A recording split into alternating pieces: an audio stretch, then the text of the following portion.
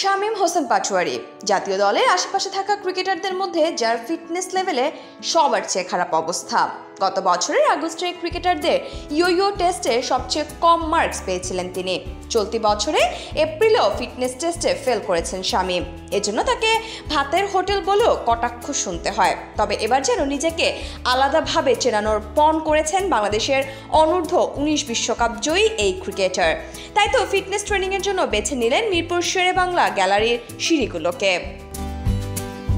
মূলত স্ট্রেংথ ট্রেনিংয়ের অংশ হিসেবেই সিঁড়ি বেয়ে উপরে ওঠা ও নিচে নামার এই কষ্টসাধ্য অনুশীলন করছেন শামীম পাটোয়ারি।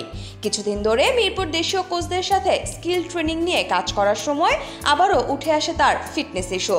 সেখানেও দেখা গেছে তার ফিটনেস ঘাটতি। তাই কোচদের পরামর্শেই শামীম ফিটনেস ট্রেনিংয়ের অংশ হিসেবে বেছে নেন মিরপুরের গ্যালারিকে। মিরপুরের গ্যালারির দ্বিতীয় তলায় 35টি সিঁড়ি কয়েকবার দৌড়ে পার করার পর এক পর্যায়ে সিঁড়িতে বসেই পড়েন এই অলরাউন্ডার। শরীর থেকে সায়না দিলেও দমে যাননি, উঠে আবারও দৌড়েছেন। শামীমের এই অনুশীলনী বলে দেয় নিজেকে ফিরে পেতে কতটা মরিয়া তিনি।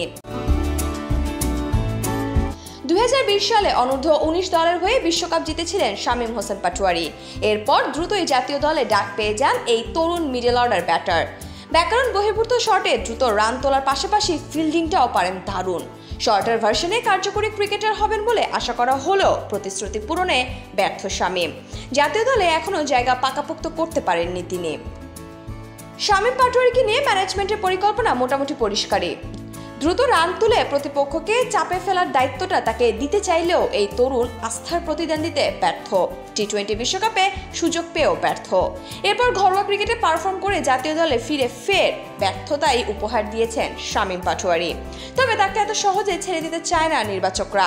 তাই তো এ দলের সাথে তাকে পাঠানো হয়েছিল অস্ট্রেলিয়ায়। সেখানে বিগ ব্যাশের দলগুলোর সাথে আয়োজিত টপ এন্ড সিরিজটা অবশ্য খুব একটা খারাপ কাটেনি তার। 186 রান করে শামীম হয়েছিলেন ষষ্ঠ সর্বোচ্চ রান সংগ্রাহক। 8 ম্যাচে 4টিতেই ছিলেন অপরাজিত। তাই তো বলাই যায় ফিটনেসটা খারাপ গেলেও সময়টা একেবারে খারাপ যাচ্ছে না শামীমের। নিজের সেরাটা দিয়ে আবারও জাতীয় দলে নিজের জায়গা পাকাপোক্ত করতে চান শামীম হোসেন পাটোয়ারি। আর এমনটা হলে যে শামীমের সফলতার সাক্ষী হয়ে থাকবে মিরপুরের গ্যালারিগুলো।